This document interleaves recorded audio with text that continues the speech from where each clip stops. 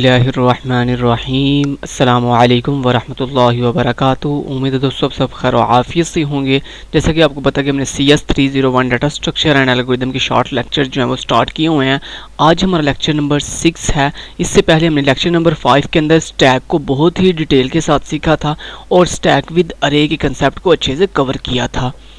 Lecture number 6 के अंदर दोस्तों हमने जो चीज़ें कवर करनी है वो है जी stack from the previous lecture के। उन्होंने बताया कि हमने प्रीवियस लेक्चर के अंदर हमने स्टैक का देखा था concept, stack using linked list. आज हम देखेंगे स्टैक को लिंक्ड लिस्ट के ज़रिए कैसे हम इम्प्लीमेंट कर सकते हैं। स्टैक इम्प्लीमेंटेशन अरे और लिंक्ड लिस्ट के स्टैक की इम्प्लीमेंटेशन अरे और लिंक्ड लिस्ट में उसका एल्गोरिदम यानी उसका कोड बताया जाएगा आपको। यूज़ ऑफ स्टैक, स्टैक का इस्तेमाल क्या होता है। प्रेसिडेंस ऑफ ऑपरेटर्स के ऑपरेटर्स की प्रेसिडेंस क्या होती है। Examples of infix to postfix यानी इनफिक्स क्या होते हैं, पोस्ट फिक्स क्या होते हैं और इनफिक्स को पोस्ट फिक्स में कैसे कन्वर्ट किया जाता है।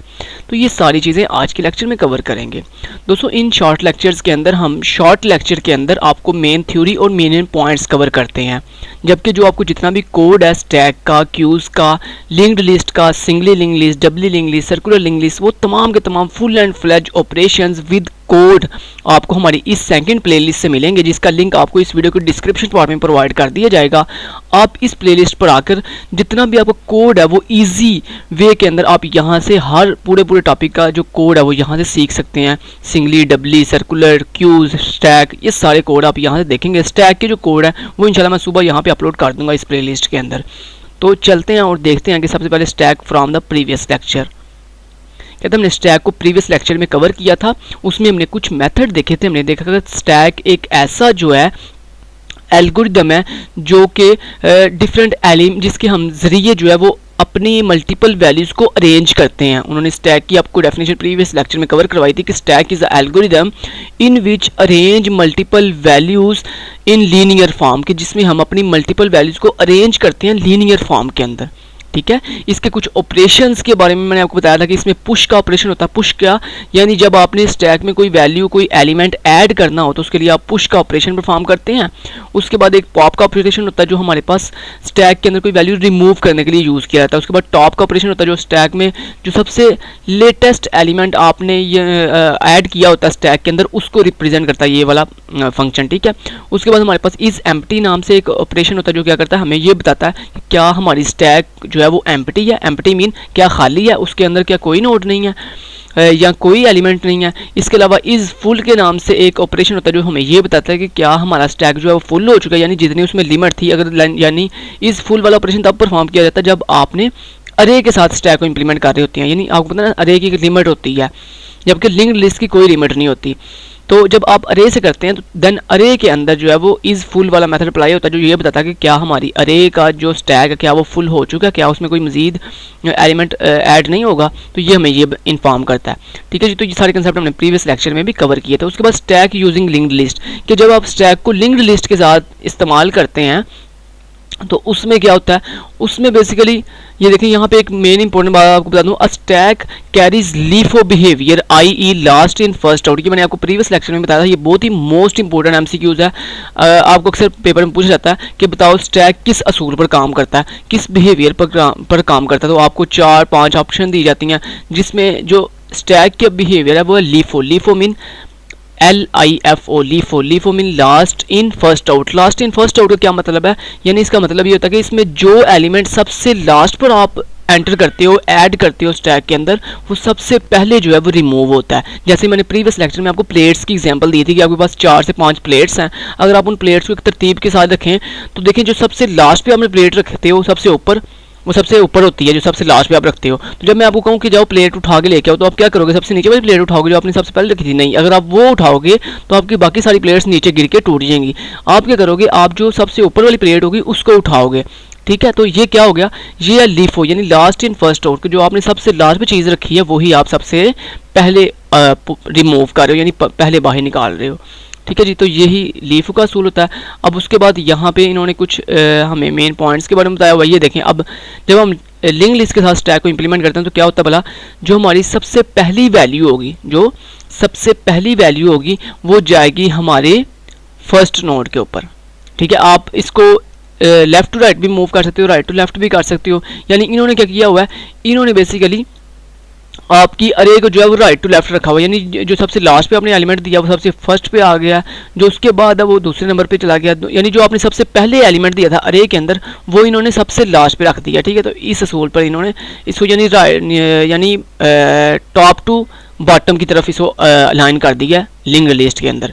ठीक है, टॉप टू बॉटम मीन जो सबसे टॉप के ऊपर वैल्यू थी, जो सबसे लास्ट पे आपने एंटर की वो इन्होंने सबसे पहले पे रख दिया, उसके बाद उससे नीचे वाली दूसरे नंबर पे, उससे नीचे वाली उसके दूसरे नंबर पर, और जो सबसे पहले हमने स्टैक के अंदर वैल्यू ऐड की थी 2 वो इन्होंने सबसे लास्ट पे लिंक लिस्ट में ऐड कर दिया। तो लिंक लिस्ट के आपको पता क्या होती है, ये सिंगली लिंक लिस्ट के अंदर आपको पता है बखूबी कि इसमें नोड्स होती हैं, एक नोड के अंदर 2 ब्लॉक होते हैं, एक ब्लॉक के अंदर आपकी ये वैल्यू है, देखें हर नोड के अंदर 2-2 ब्लॉक्स हैं, हर एक ब्लॉक नोड के हर ब्लॉक के अंदर एक ब्लॉक के अंदर वैल्यू है, ये देखें वैल्यू 7, वैल्यू 1, वैल्यू 7, वैल्यू 5 और वैल्यू 7। ठीक है, और दूसरा ये जो ब्लॉक आपको नजर आ रहा है जहाँ पे एरो ने बना हुआ है, ये बेसिकली ये दूसरा ब्लॉक होता है नोड का, जो आपके नेक्स्ट नोड को जो है रिप्रेजेंट करता है उसके एड्रेस को, तो इसमें दूसरी नोड का एड्रेस होता है। ठीक है, तो ये देखें ये आपकी फर्स्ट नोड दूसरी नोड को रिप्रेजेंट कर रही है, सेकंड नोड थर्ड नोड को, थर्ड नोड फोर्थ नोड को, और जो लास्ट वाली नोड है वो उसका जो नेक्स्ट पॉइंटर होता है वो नल होता है। नल मीन क्योंकि उससे आगे कोई नोड नहीं होती तो लिहाजा ये नल होता है। तो इस तरह हम जो है लिंक्ड लिस्ट के अंदर इंप्लीमेंट करते हैं अपने स्टैक को। ये भी मैंने आपको दिखा दिया। अब इसको practically with the help of code कैसे करेंगे वो इंशाल्लाह मैं सुबह वीडियो अपलोड कर दूंगा। आप वो वीडियो जो है इस प्लेलिस्ट का लिंक आपको डिस्क्रिप्शन में दे दिया जाएगा, आप वहाँ से जाके वो सारे कोड देख सकते हैं, ये क्यूज वाले, स्टैक्स वाले, लिंक्ड लिस्ट वाले। ठीक है जी, ओके जी, अब नेक्स्ट चलते हैं। तो ये था लिंक्ड लिस्ट के साथ स्टैक। ये देखिए इन्होंने आपको स्टैक को लिंक्ड लिस्ट के अंदर कैसे पॉप करना है, यानी कैसे उसकी वैल्यू को रिमूव करते हैं वो उन्होंने आपको बताया हुआ है यहाँ पे। ठीक है, कि सबसे पहले हमारे पास एक वेरिएबल होता है जिसमें हम हेड एंड गेट, यानी अपनी फर्स्ट जो मेरी नोड होती है उसका एड्रेस जो है वो गेट करेंगे हम यहाँ पे। ठीक है, तो ये आपको गेट करके एक्स में दे देगा वैल्यू, वो वैल्यू जिसको आपने रिमूव करना है। उसके बाद नोड पॉइंटर है। ठीक है, तो इस कोड को मैं समझता हूँ कि ये कोड थोड़ा ट्रिकी है, इसको समझना ज़्यादा मुश्किल है, बजाय हम जो कल इंशाल्लाह अपलोड करेंगे मैं कोड अपना लिखा हुआ वो ज़्यादा इजी होगा, उसके साथ मैं आपको जल्दी से समझा सकूँगा। ठीक है, कंप्लीटली स्टेप बाय स्टेप उस कोड के ज़रिए।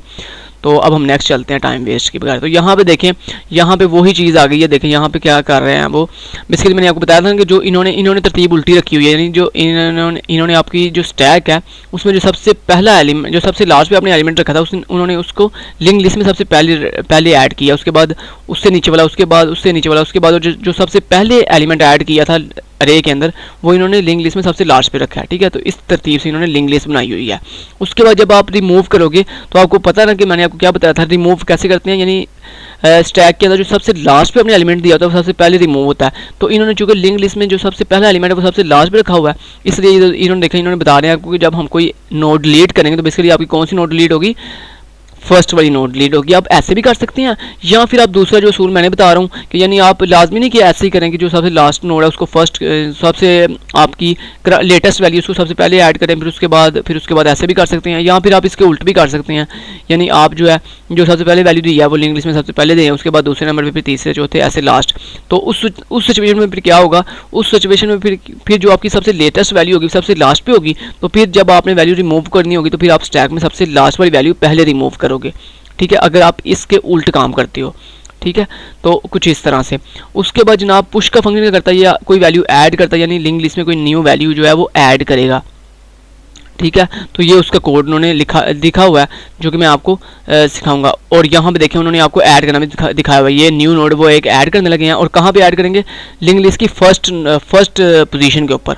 ठीक है, तो मैं जो है इसके उल्ट काम करूंगा, मैं यानी इसको लास्ट पे ऐड करूंगा। ये कोई नेसेसरी नहीं होता, आपने सिर्फ रूल को फॉलो करना है, लीफो को, यानी लास्ट इन फर्स्ट आउट उसको अप्लाई फॉलो करना है। बाकी आप नोड चाहे न्यू नोड चाहे फर्स्ट पे ऐड करते जाओ या न्यू नोड को लास्ट पे ऐड करते जाओ, उसका कोई इशू इतना नहीं होता। ठीक है, तो उसके बाद ये जनाब इन्होंने फर्स्ट के ऊपर जो है ये फर्स्ट के ऊपर ऐड कर रहे हैं, मैं लास्ट के ऊपर ऐड किया करूँगा। ठीक है, तो और लेकिन हम रूल को फॉलो करेंगे लीफो वाले को। उसके बाद ये टॉप का ऑपरेशन क्या कर रहा है, ये इसके लिए आपको लेके जाएगा कि टॉप पोजीशन के ऊपर, यानी जो आपकी लिंक लिस्ट की सबसे फर्स्ट नोड है वहाँ पे आपको ले जाएगा। ठीक है जी, तो ये आपका ये करेगा। उसके बाद ये एम्प्टी वाला क्या करेगा, ये बेसिकली आपको बताएगा क्या आपकी जो स्टैक है क्या वो एम्प्टी है। ठीक है, यानी लिंक लिस्ट क्या एम्प्टी, अगर तो एम्प्टी है तो फिर वो कैसे पता चलता है, अगर आपका जो हेड पॉइंटर है जो कि आपकी लिंक लिस्ट की फर्स्ट नोड को पॉइंट करता है, अगर वो नल है इसका मतलब है आपकी लिंक्ड लिस्ट स्टैक वाली अभी फिलहाल क्या पड़ी हुई है, एम्प्टी पड़ी हुई है। और इसमें इस फुल वाला नहीं होता, इस फुल वाला लिंक लिस्ट में इसलिए नहीं होता क्योंकि लिंक्ड लिस्ट की कोई लिमिट नहीं होती, इसलिए इसमें फुल वाला जो मेथड है वो हम अप्लाई नहीं करते। स्टैक इंप्लीमेंटेशन अरे और लिंक्ड लिस्ट, कहता है ये कुछ पॉइंट्स हैं, ठीक है, जिसके अंदर हम क्या करते हैं, अरे और लिंक लिस्ट को जो है अप्लाई करते हैं, स्टैक को अप्लाई करते हैं लिंक लिस्ट के अंदर और अरे के अंदर। Allocating and deallocating memory for list node does take more time than preallocated array, यानी कहता है हम एलोकेट करते हैं, एलोकेट का मतलब होता है कि मेमोरी देना, और डी एलोकेट मेमोरी वापस लेना, यानी दी हुई स्पेस वापस लेना, ठीक है। मेमोरी फॉर लिस्ट नोड्स, कहता है जो हम स्टैक के अंदर लिस्ट नोड्स बनाते हैं, लिंक लिस्ट के अंदर जो नोड्स बनाएंगे उसकी एलोकेशन यानी उसको रैम देना, और डी एलोकेशन उसको स्पेस उससे वापस लेना, डज टेक कहता है हासिल करता है मोर टाइम बहुत ज़्यादा time than preallocated array, यानी कहता है जो हम पहले से अरे बनाई होती है हमने फिक्स अरे, यानी वो जो आपने अरे पड़ी हुई है फिक्स साइज़ की अरे जिसमें हम 5, 10, 15 साइज देते हैं फिक्स अरे का, कहता है वो ज़्यादा जो है कम टाइम लेती है एज कम्पेयर टू जब आप नोड्स क्रिएट करते हैं। इसका मतलब जो हम नोड्स बनाते हैं ना, ये इन पे ज़्यादा टाइम लगता है, इनको एलोकेट करने में, डी एलोकेट करने में ज़्यादा टाइम लगता है एज कम्पेयर टू अरे के, ठीक है। इसका मतलब है अरे टाइम के लिहाज से एफिशिएंट है, टाइम के लिहाज से एफिशिएंट है, लेकिन अरे में जो नुकसान है ना वो ये कि इसका साइज फिक्स होता है, ठीक है जी। उसके बाद कहता है memory allocation and D allocation has cost in term of time, कहता है जो है ना हमारी लिंक्ड लिस्ट की जो नुकसान है वो ये है कि इसके अंदर जो नोड्स है ना इनकी एलोकेशन और डी एलोकेशन के लिए जो कॉस्ट है ना, कॉस्ट कहते हैं टाइम को, तो कहता है टाइम जो है ना इसमें बहुत ज़्यादा लगता है, specially when your system is huge, कहता है जब आपका सिस्टम जो है वो हग करता है, यानी जिसमें यानी हैंडलिंग मल्टीपल टास्क परफॉर्म हो रहे होते हैं, and handling a value of requests, यानी एक से ज़्यादा जब रिक्वेस्ट आती हैं उसके बाद तो फिर क्या होता है, फिर आपकी एलोकेशन और डी एलोकेशन लिंक्ड लिस्ट की नोड्स के लिए वो ज़्यादा टाइम कंज्यूम कर देती है आपका, ठीक है। तो ये वो बात कर रहा है बेसिकली। तो बेसिकली उसके कहने का मतलब ये है, सिंपली अगर मैं सिंपल वर्ड में बताऊं पहले पॉइंट का मीनिंग, तो इसका मतलब ये है कि अरे पे कम टाइम लगता है, जो आपकी फिक्स अरे होती है उस पर कम टाइम लगता है, जबकि आपकी लिंक्ड लिस्ट के जो नोड्स जब क्रिएट करते हो तो उस पर ज़्यादा टाइम लगता है।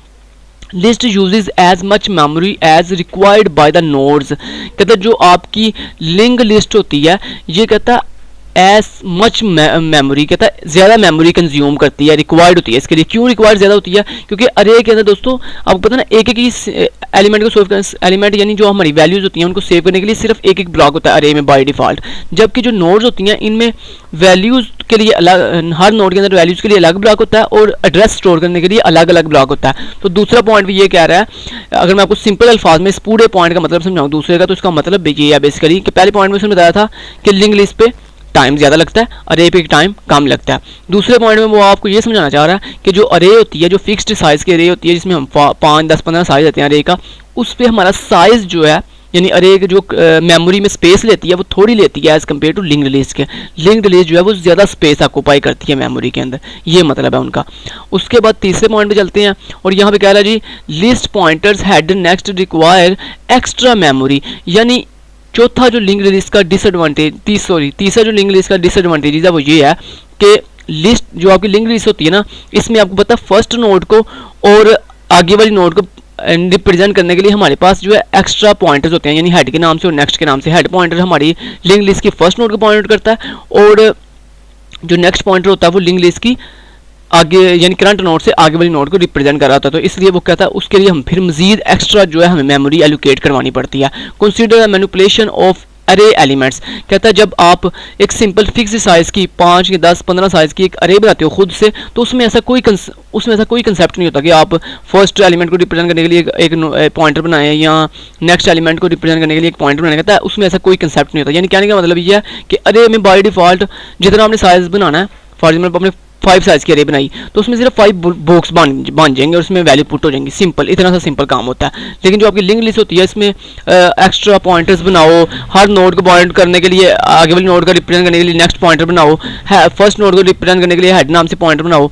तो यानी कहने का मतलब ये है कि मजीद एक्स्ट्रा स्पेस, एक तो ये थी कि वो टाइम बहुत ज़्यादा ले लेती है लिंक लिस्ट क्रिएट होने में। सेकंड पॉइंट में उसने ये बताया कि आपकी लिंक लिस्ट में चूँकि हर नोड के अंदर मल्टीपल ब्लॉक्स होते हैं, लिहाजा उनका साइज बहुत ज़्यादा वो मेमोरी का ऑक्यूपाई करते हैं। थर्ड उसने ये बताया कि इसमें आपको फिर मज़ीद एक्स्ट्रा पॉइंटर्स भी कुछ जो है वो क्रिएट करने पड़ते हैं लिंक लिस्ट में, जिससे आपकी मजीद मेमोरी जो है वो एलोकेट हो जाती है, एक्स्ट्रा मेमोरी एलोकेट करवानी पड़ती है हमें, ठीक है। तो ये 3 डिसएडवांटेजेस उसने बताया बेसिकली। उसके बाद नेक्स्ट चलते हैं, चौथे पॉइंट वो क्या कह रहे हैं जी, array has an upper limit whereas list is limited by dynamic memory allocation. In other words the link list is only limited by the address space of the machine. We have already discuss the point at reasonable length in this lecture. यानी कहने का मतलब ये है कि जो आपकी array होती है has an upper limit whereas list is limited by dynamic memory allocation. यानी जो आपकी अरे होती है वो लिमिटेड होती है, यानी उसकी जो स्पेस होती है वो लिमिटेड होती है, यानी जो आपने साइज बस बता देना उसमें सिर्फ उतने ही एलिमेंट स्टोर हो सकते हैं, उससे ज़्यादा एलिमेंट स्टोर नहीं होंगे। जबकि जो आपकी लिंक्ड लिस्ट होती है वो डायनामिक होती है, यानी उसमें सिर्फ फ़ायदा भी लिंक लिस्ट का ये आ जाता है कि वो एक डायनामिक होती है, उसमें आप जितने मर्जी एलिमेंट ऐड करते जाओ कोई टेंशन नहीं है। जबकि अरे में जो है वो एक लिमिटेड आपको स्पेस जो है वो आपको दी जाती है, ठीक है, यानी लिमिटेड एलिमेंट्स होते हैं, उसमें लिमिटेड सिर्फ आप नंबर ऑफ वैल्यूज जो है वो सिर्फ ऐड कर सकते हो। तो ये 4 पॉइंट्स थे, मैंने आपको चारों डिटेल के साथ समझा दी हैं कि पहले 3 पॉइंट्स में उसने लिंक लिस्ट के डिसएडवांटेजेस बयान किए हैं और चौथे पॉइंट में उसने लिंक लिस्ट का एक एडवांटेजेस बताया हमें, ठीक है। ओके जी, नेक्स्ट उसके बाद कहता है यूज़ ऑफ स्टैक। कहता है हम स्टैक को यूज़ क्यों करते हैं इसके बारे में थोड़ा देख लो। कहता है स्टैक को हम use, example of uses of stack includes traversing and evaluating prefix, infix and postfix expression. कहता है हमारे पास जो मेन यानी बहुत ही फेमस एग्जांपल्स हैं स्टैक को यूज़ करने की, उनमें क्या है, ट्रैवर्सलिंग, यानी स्टैक के अंदर एक एलिमेंट से दूसरे एलिमेंट पर जाने के लिए, ट्रैवर्सल करने के लिए, मूव करने के लिए कहता है एक बहुत अच्छा वे है स्टैक का, ठीक है, इसलिए भी हम स्टैक को इस्तेमाल करते हैं। एक तो बात ये होगी। दूसरी बात कहता है इवैल्यूएटिंग प्रीफिक्स। कहता है हम prefix expression, infix expression, postfix expression को कहता है रिप्रेजेंट करने के लिए या उनको सॉल्व करने के लिए भी कहता है हम स्टैक का इस्तेमाल करते हैं। ये नेक्स्ट उसका एडवांटेजेस हो गया, ठीक है जी। There are 2 other ways of writing expressions. कहता है एक्सप्रेशन को राइट करने के भी हमारे पास 2 वे होते हैं। We could write plus A B, the operator is written before the operands A and B, these kinds of operation are called prefix expression. कहता है ऐसे एक्सप्रेशन जिसमें, अब मैं इसको आपको प्रैक्टिकली समझाता हूँ ताकि आपको ज़्यादा अच्छे से समझ लग सके, ठीक है। तो ये लास्ट हमारा टॉपिक है मेरे ख्याल से, इसको हम प्रैक्टिकली देखते हैं पेंट के ऊपर।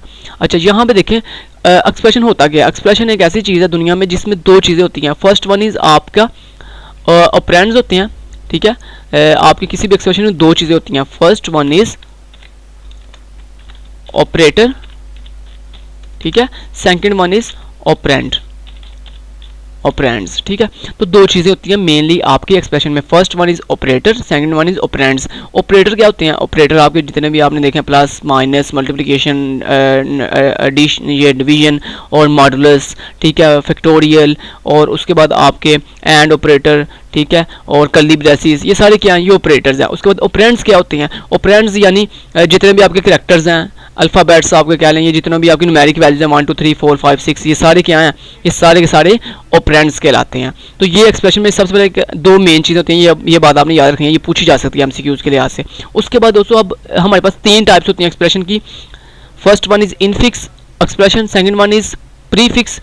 तो मैं एक्सप्रेशन के टाइप्स यहाँ पे बताऊँ तो आपके पास होते हैं इनफिक्स एक्सप्रेशंस।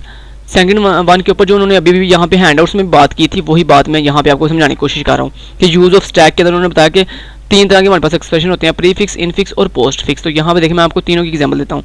उसके बाद हमारे पास प्रीफिक्स एक्सप्रेशन होते हैं, और हमारे पास तीसरे नंबर के ऊपर पोस्ट फिक्स एक्सप्रेशन होते हैं, पोस्ट फिक्स एक्सप्रेशन, ठीक है। तो सबसे पहले हम देखते हैं इनफिक्स एक्सप्रेशन क्या होते हैं। दोस्तों जैसे कि मैंने बताया कि एक्सप्रेशन ऐसी एक हम इक्वेशन जिसमें 2 चीज़ें हों, ऑपरेटर और ऑपरेंड्स। तो दोस्तों लाइक आपके पास a प्लस b कुछ इस तरह से लिखा हुआ है। तो a क्या है? a एक ऑपरेंड है।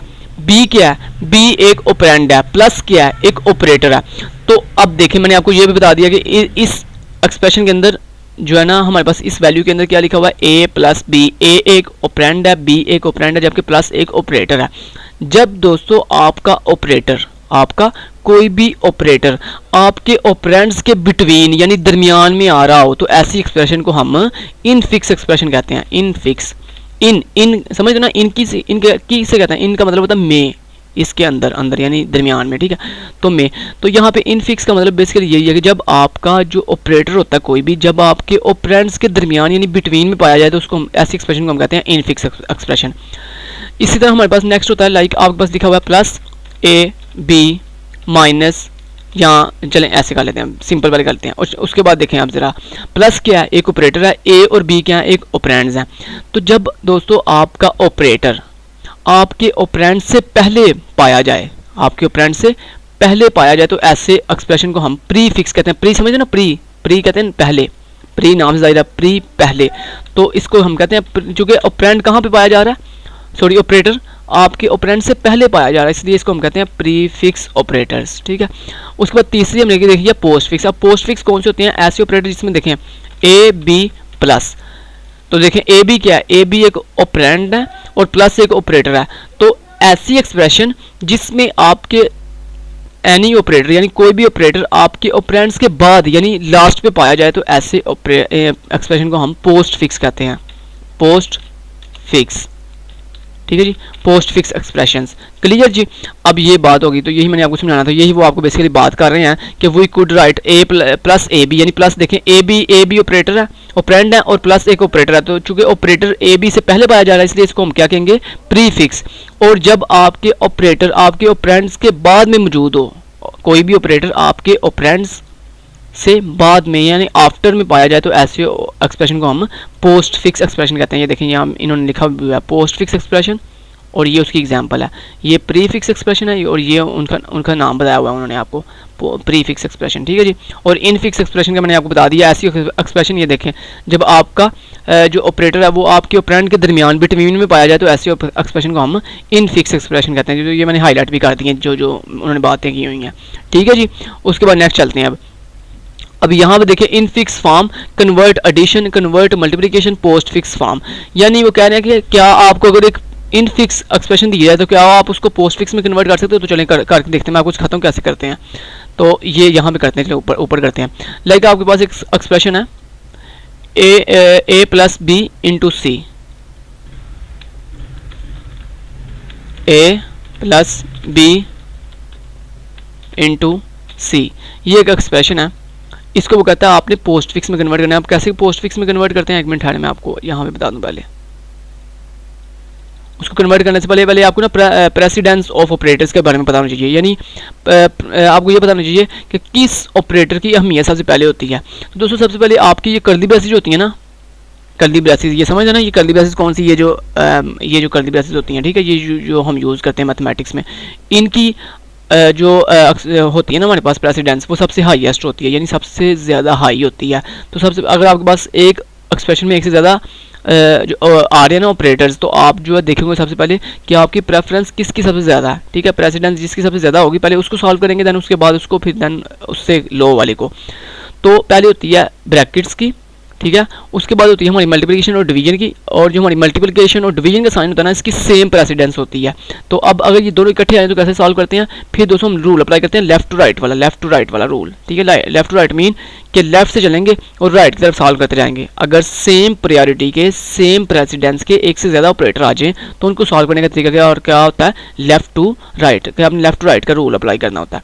उसके बाद एडिशन और सब्ट्रैक्शन का जो प्रेसिडेंस होती है ये भी सेम होती है। तो अब दोस्तों यहाँ पे देखो, सबसे पहले आप क्या देखोगे कि ये कौन सी एक्सप्रेशन है, ये देखें ये ऑपरेटर ऑपरेंड के दरमियान में आ रहा है, तो ये एक्सप्रेशन हमारे पास इन फिक्स एक्सप्रेशन है, ठीक है। इसको उन्होंने कहा है कि पोस्ट फिक्स में कन्वर्ट करना आपने। अच्छा जी, प्रेसिडेंस तो मैंने आपको बता दी। अब सबसे पहले आप यहाँ पे देखो उन्होंने क्या कहा था कि सबसे पहले देखते हैं कि एक्सप्रेशन में किसकी प्रेसिडेंस सबसे ज़्यादा हाई है। तो सबसे ज़्यादा हाई यहाँ पे ये कर्ली ब्रेसेस की है, ये जो आपके सामने कर्ली ब्रेसेस है ना, जैसे यहाँ पे आपको मैं दिखाऊँ तो ये ऊपर आओ ज़रा, ये देखो, ये देख रहे हो। सबसे पहले उसने देखो मल्टीप्लिकेशन को सॉल्व नहीं किया, पहले उसने कन्वर्ट एडिशन, उसने पहले एडिशन को सॉल्व किया। एडिशन को सॉल्व क्यों किया, क्योंकि मैंने आपको बताया ना कि पहले ये जो ब्रेसेस होती हैं इनकी प्रायोरिटी सबसे हाई होती है। तो सबसे पहले हम ये ब्रेसेस सॉल्व करेंगे। तो ब्रेसेस के अंदर क्या लिखा हुआ है, ए प्लस बी।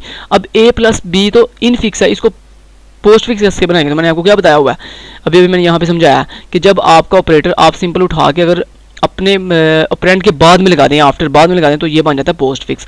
तो यहाँ पे देखिए ए प्लस बी लिखा हुआ, तो मैं अगर ऐसे लिख दूँ, ऐसे देखो, बस में लिख दिया ए बी प्लस, तो ये क्या बन गया, ये पोस्ट फिक्स बन गया। सिंपल, बड़ा इजी है। देखिए ये एक्सप्रेशन को कन्वर्ट करना बड़ा इजी है, सिंपल। अगर आपका इन फिक्स है तो उसको ऑपरेटर को उठा के बाद में लिख दो, पोस्ट फिक्स बन जाएगा। अगर पहले लिख दोगे तो प्री फिक्स बन जाएगा, उसके बाद बाकी सारी इक्वेशन वैसे ही रहेगी। ठीक है, तो ये पहला स्टेप हो गया।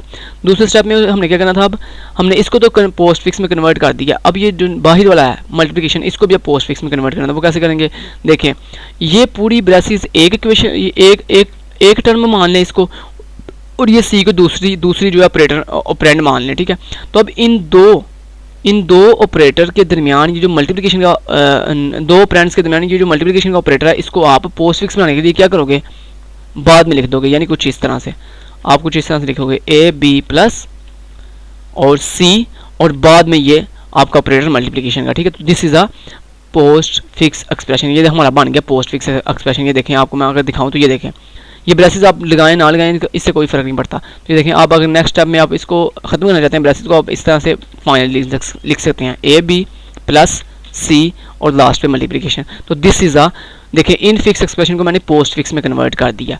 ठीक है जी, तो ब्रेसेस आप खत्म भी कर दे तो इसका हमें कोई टेंशन नहीं होती है, लेकिन ब्रेसेस को फर्स्ट नंबर के ऊपर हमने प्रेफरेंस देनी होती है।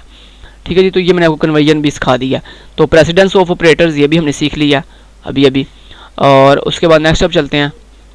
नेक्स्ट यहाँ पे एग्जांपल दी गई है, ये देखें a प्लस बी, ये इन फिक्स एक्सप्रेशन है। क्यों, क्योंकि हमारा जो ऑपरेटर है वो दरमियान में आ रहा है। तो अगर मैंने इसको पोस्ट फिक्स बनाना हो तो हम क्या करेंगे, ए बी प्लस, यानी प्लस को बाद में ले जाएंगे, तो ये हमारा पोस्ट फिक्स बन जाएगा। ठीक, कुछ इस तरह से।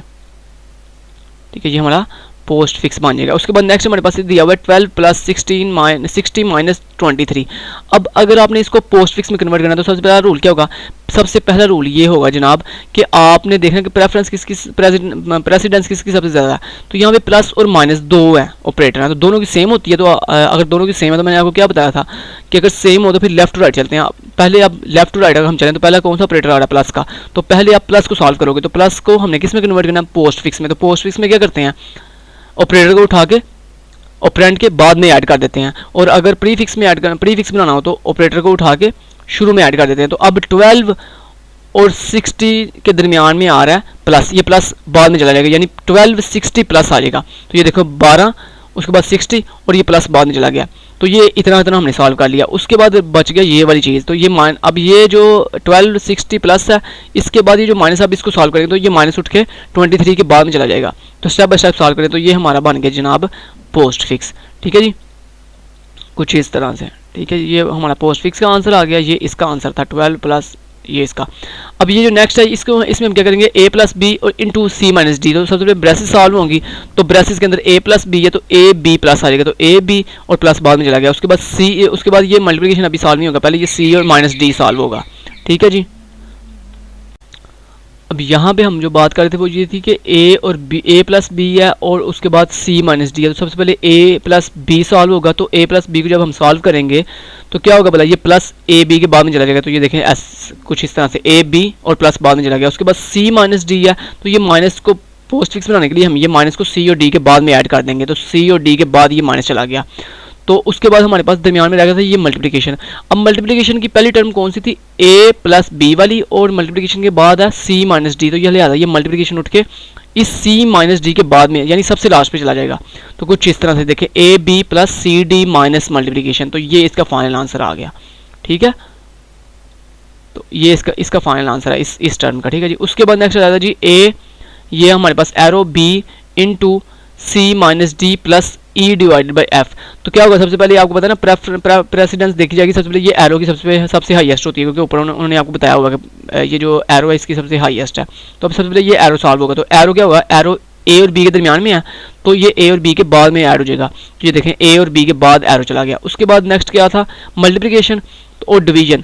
तो सबसे हाईएस्ट प्रायोरिटी मल्टीप्लिकेशन और डिवीजन की सेम होती है, तो लेफ्ट टू राइट चलेंगे, यानी पहले ये डिवीजन मल्टीप्लिकेशन सॉल्व होगा। तो ये मल्टीप्लिकेशन सी के बाद में चला जाएगा। तो ये देखें ये आंसर के अंदर सी के बाद मल्टीप्लिकेशन ऐड हो गया। उसके बाद ये डिवीजन था, पहले डिवीजन सॉल्व होगा। तो डिवीजन ई और एफ के दरमियान में है, इन फिक्स बना हुआ है। तो इसको पोस्ट फिक्स बनाने के लिए ये डिवीजन एफ के बाद में लगा देंगे हम। तो ये देखें एफ के बाद में डिवीजन लग गया। उसके बाद अब ये माइनस की बारी थी। ये माइनस क्या है, ये माइनस बेसिकली सी और डी के दरमियान में आ रहा था। तो सी और डी के बाद में चला जाएगा माइनस। ठीक है, ये देखें डी के बाद यहाँ भी माइनस लग गया। ठीक है, उसके बाद ये प्लस था, ये प्लस किसके दरमियान में था, ये प्लस डी और ई के दरमियान में था और आगे एफ भी था, लिहाजा ये प्लस उठ के चला जाएगा सबसे लास्ट पे। सबसे लास्ट पे क्यों जाएगा? क्योंकि आपने जब यहाँ पे इसको सॉल्व किया प्लस को, तो ये प्लस किसके दरमियान में था? डी और ई के दरमियान में, लेकिन आगे डिवाइडेड बाय एफ भी था, लिहाजा ये एक टर्म थी जिसको हमने पहले सॉल्व ऑलरेडी कर चुके हैं, लिहाजा ये प्लस उठ के सबसे अब लास्ट पे ऐड हो जाएगा। समझ मेरी बात? तो कुछ इस तरह से ये इसका कुछ इस तरह से आंसर आएगा इसका, ठीक है। तो ये इसका फाइनल आंसर है, ठीक है जी। तो जो सबसे लास्ट पे हम जिसको सॉल्व करते हैं, तो वो फिर जो पहले से ऐड हुए होते हैं ना ऑपरेटर, उनको नहीं हम छेड़ते, उनसे पहले नहीं ऐड अप कभी भी करेंगे। जैसे अब सोच रहे होंगे यार ये प्लस तो ई के बाद आना था, ये इफ एफ के बाद क्यों चला गया? क्योंकि भाई आपने ई और एफ को पहले सॉल्व कर लिया, तो जिसको पहले सॉल्व कर लेते हैं उसको नहीं फिर उसकी पोजीशन से हटाते। ये भी बात आपने याद रखनी है। अब इन फिक्स को पोस्ट फिक्स में कन्वर्ट करने का एक प्रॉपर एक वे भी होता है, रूल भी होते हैं कुछ, तो वो रूल इंशाल्लाह मैं आपको अगर टाइम मिला तो इंशाल्लाह वो भी सिखाएंगे। लेकिन आपको मेरे ख्याल से अगर समझ आ गई तो पेपर के लिहाज से आपको ज़्यादा टफ नहीं दिया जाएगा, इस तरह की छोटी छोटी एक्सप्रेशन ही दी जाएंगी, ठीक है। तो ये थी infix to postfix conversion. तो यहाँ तक हमारा लेक्चर नंबर 6 कंप्लीट हो जाता है। अगर वीडियो अच्छी लगी हो तो प्लीज़ वीडियो को लाइक जरूर कर दीजिएगा, चैनल को सब्सक्राइब करके ऑल नोटिफिकेशन ऑन कर दीजिएगा। Thank you so much. Till then guys, take care, Allah हाफिज़।